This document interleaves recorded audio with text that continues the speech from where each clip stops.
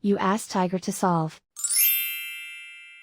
This deals with linear equations with one unknown. The final result is y=1. Let's solve it step by step. Simplify the expression. Expand the parentheses.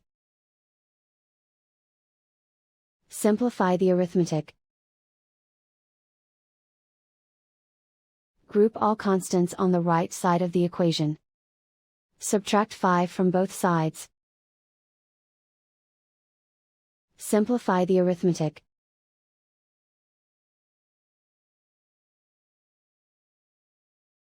Isolate the y. Divide both sides by 5. Simplify the fraction.